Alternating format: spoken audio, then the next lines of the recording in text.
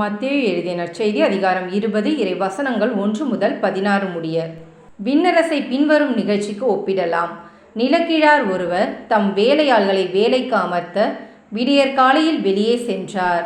அவர் நாளொன்றுக்கு 1 தெனாரியம் கூலி என வேலையாள்களுடன் ஒத்துக்கொண்டு அவர்களை தம் திராட்சை தோட்டத்துக்கு அனுப்பினார். ஏறக்குறைய காலை 9 மணிக்கு அவர் வெளியே சென்ற பொழுது சந்தை வெளியில் வேறு சிலர் வேலையின்றி நிற்பதை கண்டார். அவர்களிடம், நீங்களும் என் திராட்சை தோட்டத்துக்கு போங்கள், நேர்மையான கூலியை உங்களுக்கு கொடுப்பேன் என்றார். அவர்களும் சென்றார்கள். மீண்டும் ஏறக்குறைய 12 மணிக்கும் பிற்பகல் 3 மணிக்கும் வெளியே சென்று அப்படியே செய்தார். ஏறக்குறைய 5 மணிக்கும் வெளியே சென்று வேறு சிலர் நிற்பதை கண்டார். அவர்களிடம், நாள் முழுவதும் வேலை செய்யாமல் ஏன் இங்கே நின்று கொண்டிருக்கிறீர்கள் என்று கேட்டார்.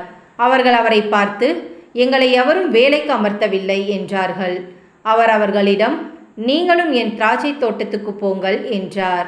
மாலையானதும் திராட்சை தோட்ட உரிமையாளர் தம் மேற்பார்வையாளரிடம் வேலையாள்களை அழைத்து, கடைசியில் வந்தவர் தொடங்கி முதலில் வந்தவர் வரை அவர்களுக்குரிய கூலி கொடும் என்றார். எனவே 5 மணியளவில் வந்தவர்கள் 1 தெனாரியம் வீதம் பெற்றுக்கொண்டனர். அப்போது முதலில் வந்தவர்கள் தங்களுக்கு மிகுதியாக கிடைக்கும் என்று எண்ணினார்கள். ஆனால் அவர்களும் 1 தெனாரியம் வீதம்தான் பெற்றார்கள். அவர்கள் அதை பெற்றுக்கொண்ட போது அந்நிலக்கிழாருக்கு எதிராக முணுமுணுத்து, கடைசியில் வந்த இவர்கள் 1 மணி நேரமே வேலை செய்தார்கள். பகல் முழுவதும் வேலை பளுவையும் கடும் வெயிலையும் தாங்கிய எங்களோடு இவர்களையும் இணையாக்கி விட்டீரே என்றார்கள்.